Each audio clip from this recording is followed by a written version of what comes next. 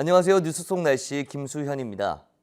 2011년 3월 11일 일본 동북부 지방을 관통한 대규모 지진과 쓰나미로 인해 후쿠시마 현에 위치한 원자력 발전소에 방사능 누출 사고가 일어났습니다.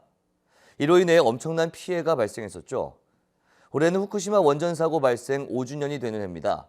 후쿠시마 원전 사태를 통해 원전에 대한 위험성과 안전한 대체 에너지에는 어떤 것들이 있는지 환경운동연합 맹지연 국장 모시고 이야기 나눠보겠습니다. 국장님 안녕하세요. 예, 안녕하세요. 일본 후쿠시마에서 원전 사고가 일어난 지 5주년이 됐습니다. 현재 사고 수습 상황 어떤가요? 사고의 여파는 현재 진행형인데요. 그 끝이 언제인지 아무도 알 수가 없습니다. 여전히 10만 명이 넘는 주민들이 삶이 터전으로 돌아가지 못하고 피난 생활을 하고 있고요. 최근 자료에 따르면 사고 후 자살 그리고 대피 혹은 피난 과정에서의 사망 등 원자력 사고와 관련된 사망자는 후쿠시마 현만 집계에도 1,300명을 넘어섰습니다. 또한 후쿠시마현 아동 중에 116명이 이미 갑상선암 확진 판정을 받았습니다. 더 큰 문제는 방사선 피폭으로 인해서 건강 피해가 앞으로도 계속될 전망이라는 것입니다. 그렇지만 이들에 대한 보상은 제대로 이루어지지 않고 있고요. 그 부담은 고스란히 시민들에게 전가되고 있습니다. 그리고 이는 우리나라의 경우도 이런 피해 보상 체계는 크게 다르지 않습니다.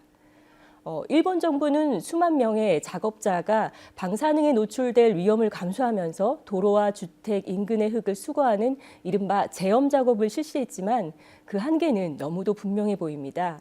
제엄 작업을 통해서 발생한 방사능 쓰레기의 양은 이미 900세제곱미터에 달합니다. 오염 지역 중에서도 극히 일부 지역에서만 수거한 양인데도 말이죠. 이러한 방사능 쓰레기 더미가 집단으로 저장된 곳만 후쿠시마 현내에 무려 111만 3천 곳에 이릅니다. 단적인 예로 고농도로 오염된 지역의 70%는 산림 지역인데요. 축구장 96만 개를 합친 면적에 해당됩니다. 이렇게 넓은 산림 지역의 오염을 제거한다는 것은 사실상 불가능에 가깝습니다. 일본 정부 역시 주거 지역으로부터 20m까지만 제엄 작업의 범위로 설정했고요. 사실상 산림 지역의 제엄은 포기해왔습니다. 그러다 보니 비가 내리거나 산불이 발생하면 산림 지역에 축적된 방사능 물질들은 인근 지역을 다시 오염시킵니다. 이러한 재오염은 지난 5년 동안 계속되어 왔고 앞으로 수십 년간 지속될 것으로 보입니다.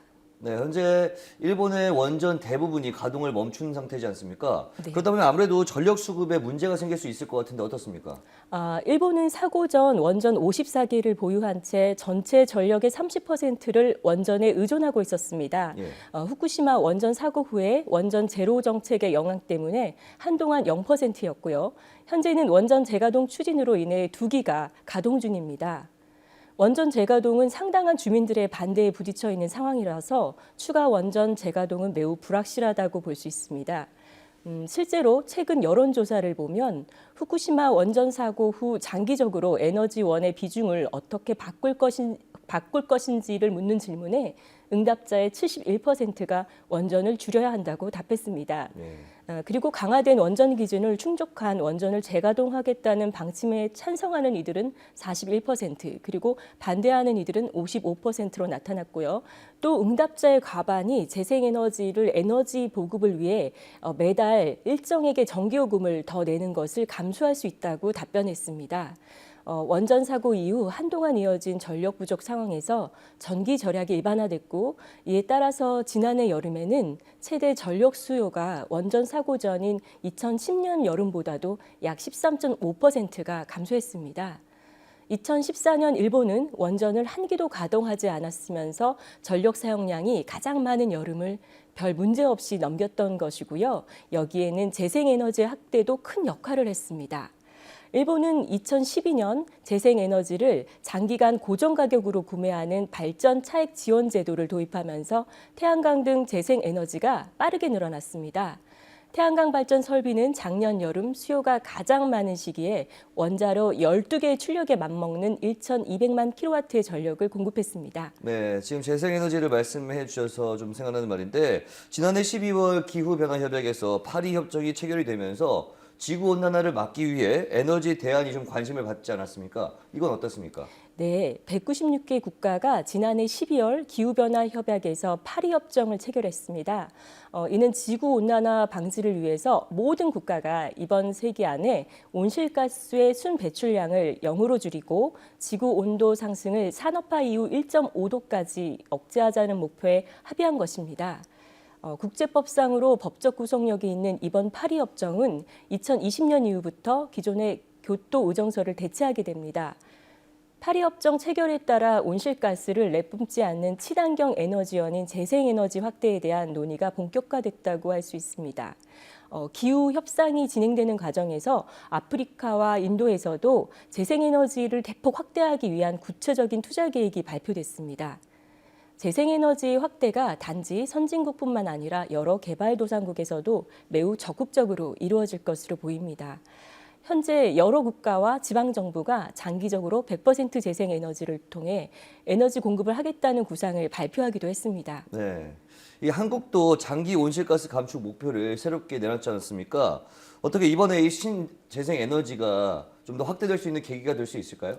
예, 우리나라도 지난해 2030년까지의 온실가스 감축 목표를 마련했습니다. 배출 전망치 대비 37%의 온실가스를 줄이겠다는 것인데요. 그런데 원전이나 석탄 발전소의 탄소 포집 저장 기술 등을 확대하겠다는 방향이 대부분으로 실효성 논란을 빚기도 했습니다. 국내 에너지 생산량에서 신재생에너지가 차지하는 비중은 3.52%인데요. 이 중 66%는 폐기물에 해당됩니다. 태양광과 풍력, 이렇게 국제 기준에 맞는 재생에너지는 아쉽게도 1% 수준에 불과하고요. 이는 OECD 회원국 34개 국가 중에서 꼴찌에 해당됩니다. 그렇군요. 기후변화 대응에 있어서 재생에너지의 역할이 더 커지고 있는데 이게 또 커지고 중요해지는 이유는 뭘까요? 기후변화 피해가 커질수록이요. 우리가 대응을 늦춘다면은 그만큼 더 많은 비용을 부담해야 합니다. 국제사회가 합의한 지구온난화 방지를 달성하려면 화석연료의 소비를 줄여가야 하는 게 현실입니다. 예. 그동안 값싸게 대량으로 써왔던 에너지 소비 방식에서 벗어나서 에너지의 효율을 높여야 합니다. 그리고 동시에 온실가스를 배출하지 않는 재생에너지의 확대는 불가피합니다. 환경적 이유 외에도요, 재생에너지는 햇빛, 바람, 생물자원과 같이 자연으로부터 지속 가능하게 얻을 수 있는 에너지원이고요. 태양광 발전은 전력 수요가 가장 많아지는 낮 시간대에 주로 전력을 생산하기 때문에 전력 소비가 집중되는 전력 피크를 상당히 완화시켜주는 효과가 있습니다.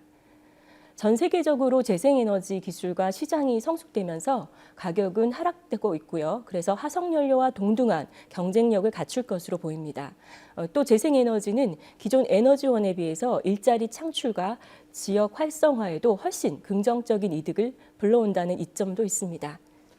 그렇다면 시민들이 생활 속에서 할 수 있는 것들 좀 있을 것 같은데 어떤 것들이 있을까요? 한국도 어느 나라보다 재생에너지 자원이 풍부한 편인데요. 예.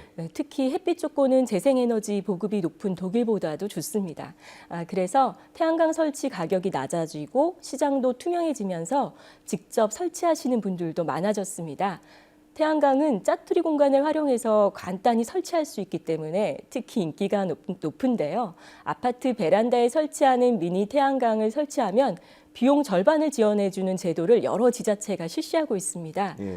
그리고 햇빛발전 협동조합을 통해서 공동으로 태양광 발전 사업에 투자하는 경우도 많습니다.